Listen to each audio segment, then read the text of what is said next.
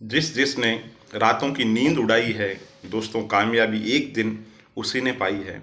और मेरे से एक कॉमन सवाल है जो हर कोई पूछता है कि सर आरएस एग्ज़ाम के लिए कौन से नोट्स अच्छे हैं, स्प्रिंग बोर्ड के नोट्स अच्छे हैं या सम्यक जो है उसके अच्छे हैं या जेपी फाउंडेशन के हैं। तो दोस्तों इस संबंध में मेरा ये कहना है कि देखो, नोट्स तीनों के ही अच्छे हैं, है ना। किसी का संविधान बहुत अच्छा है तो किसी का विज्ञान प्रौद्योगिकी अच्छी है। अब आपको करना क्या है, आप कोई भी नोट्स खरीद लीजिए। जैसे मेरी अगर पूछे तो प्रथम दृष्टि पे मैं स्प्रिंग बोर्ड को रखता हूँ, दूसरे नंबर पे मैं सम्यक को रखता हूँ, और जेपी फाउंडेशन के भी जो बुक्स है वो अच्छी है। अब आपको करना क्या है, जैसे कि आपने कोई नोट्स लिए, ठीक है। अब नोट्स राजस्थान का एकीकरण है, नोट्स हो हर जगह एक ही सामग्री मिलेगी, प्रजामंडल एक जैसी सामग्री मिलेगी, विज्ञान और प्रौद्योगिकी की वजह से मान लो अंतरिक्ष प्रौद्योगिकी की सामग्री एक जैसी मिलेगी। तो नोट्स आपके लिए क्यों यूजफुल है? यूजफुल ये है कि नोट्स में एक कोशिश होती है कि सारी सामग्री एक जगह मिल जाए, आपको बहुत ज़्यादा किताबें नहीं पढ़नी पड़े, ठीक। तो सबसे पहले शुरुआत में जो कैंडिडेट नई तैयारी करना चाहता है उसके लिए नोट्स बढ़िया है, क्योंकि सारा का सारा जो सिलेबस है वो आपको भटकना नहीं पड़ेगा, एक जगह मिल जाएगा। पहली बात तो ये, तो सबसे पहले नोट्स पढ़ो। दूसरा क्या काम करो, आप नोट्स के अंदर जो स्तरीय पुस्तकें हैं, है ना, उनको भी साथ के अंदर रखो, क्योंकि आपको ये तो ऐसा तो है नहीं कि सिर्फ प्रारंभिक परीक्षा ही देनी है, मुख्य परीक्षा भी देनी है आपको। तो वहाँ पर आप के पास में, है ना, रेंज होनी चाहिए, किसकी नॉलेज की, ज्ञान की परास होनी चाहिए। और वो किससे आएगी? वो स्तरीय पुस्तकों से आएगी।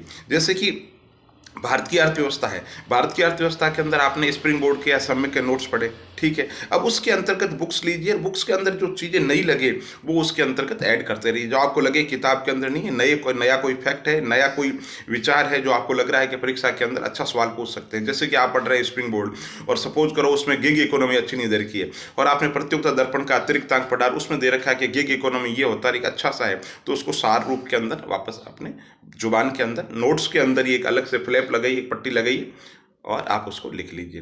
तो कहने का मतलब क्या है, नोट्स जो है ना, कभी भी स्तरीय जो पुस्तकें हैं उनका विकल्प नहीं हो सकता। नोट्स को पढ़ो, आप साथ में स्तरीय पुस्तकें रखो, ठीक है। तो शुरुआत के अंदर तो नोट्स को पढ़ो, फिर उसके अंदर क्या करो, स्तरीय जो सामग्री है जो लगे उसको नोट करते रहो नोट्स के अंदर। और फिर जब आपको लगे कि साहब मेरा सिलेबस पूरा हो गया, तो उस दौरान एक नया रजिस्टर डालिए, जिसके अंदर वो किसके लिए होगा, जब प्रारंभिक परीक्षा पास हो जाएगी आपकी तब, है ना। मुख्य परीक्षा के लिए एक अलग से नया रजिस्टर बनाइए, जिसमें नोट्स की भी मदद लीजिए, स्तरीय जो पुस्तक है उनकी मदद लीजिए, और बार बार फिर लिख करके अभ्यास आप कीजिए। उससे क्या हो जाएगा, उससे जो आपकी उत्तर राइटिंग है उसके अंदर फिनिशिंग आएगी। और तैयारी कैसे करो दोस्तों, मैं हमेशा कहता हूँ तैयारी इस तरीके से करो जैसे कबीरदास जी ने की थी, ढाई आखर प्रेम के। तो होना क्या चाहिए, कोई भी टॉपिक है आपको, जैसे सपोज करो भारत विभाजन पढ़ रहे हो आप, ठीक है, तो आपके दिमाग के अंदर नोट्स देख लिया, किताब पढ़ ली, शॉर्ट में नोट्स बना रखी, अब यूँ जुगाली कर दो, हाँ साहब भारत का विभाजन इन वेवेल परिस्थिति थी, ठीक, कैबिनेट मिशन का एक हल्का सा रेफरेंस देते हुए, फिर माउंटबेटन योजना आई, ठीक। तो भारत का विभाजन, फिर सवाल ऐसी क्या परिस्थितियां हो गई थी जो भारत का विभाजन अनिवार्य हो गया, तो फिर बताओ कि साहब जीना की हठधर्मिता थी, इनकी महत्वाकांक्षा थी, मुस्लिम लीग की ये नीति थी, ये 5-6 पॉइंट है, इन कारणों से बिल्कुल भारत का जो विभाजन अपरिहार्य हो गया, बिल्कुल ठीक, दिमाग के अंदर बैठ गई। इसी तरीके से सपोज करो भारत के अंदर आप ये पढ़ रहे शिक्षा का विकास कैसे हुआ, तो वही हाँ भाई मैं क्या हुआ था, 1833 में इतने रुपयों की व्यवस्था की गई, फिर वुड का डिस्पेच आया साहब, ओके, फिर क्या आया साहब कि फिर साहब यूनिवर्सिटी जो एक्ट है वो एजुकेशन के अंदर आए, फिर रेलवे आयोग से संबंधित आए, सैडलर आयोग आया, है ना, वर्धा स्कीम आई। तो आज़ादी तो पूरा का पूरा बिल्कुल जो भारत में शिक्षा का जो विकास है वो कैसे हुआ, इस तरीके से तैयार कर लीजिए।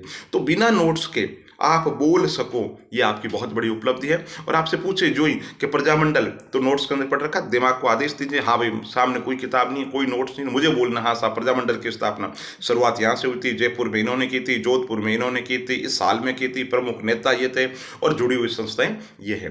तो तैयारी इस तरीके से करो कि एक दिन ऐसे मुकाम पे पहुंच जाओ। आप तैयारी करोगे, शुरुआत में ऐसा नहीं होगा, 2 महीने बाद, 3 महीने बाद के अंदर ऐसी स्थिति में पहुंच जाओगे जब आपको ना नोट्स की जरूरत रहेगी, ना किताबों की जरूरत रहेगी। आपसे पूछेंगे साहब भारत के अंदर अंतरिक्ष प्रौद्योगिकी बताओ, खटाखटा साहब आ रही था, ये रोहिणी थी, ये स्पुतनिक सीरीज थी, ये आईआरएस सीरीज थी, ये फलाना, ये मौसम संबंधी उपग्रह पूरा का पूरा, और लेटेस्ट के अंदर ये उपग्रह है जो भेजा गया, ठीक। तो तैयारी इस तरीके से करो, टिप्स पे हो जाएगी, क्योंकि प्रारंभिक परीक्षा में भी प्रॉब्लम क्या होती है, हमें घर से चीज़ें याद नहीं होती है, ठीक है, और हम वहाँ जाकर के कंफ्यूज होते हैं कि यार उत्तर ये पढ़ा था, वे पढ़ा था। तो इसका सबसे अच्छा इलाज ये है कि आप याद ही कर लो, है ना, विकल्प की नौबत ही नहीं आएगी। तो इसका फायदा ये होगा, प्रारंभिक परीक्षा में दिक्कत नहीं रहेगी, मुख्य परीक्षा बहुत ही आसानी से क्रैक कर पाओगे। बहुत बहुत धन्यवाद।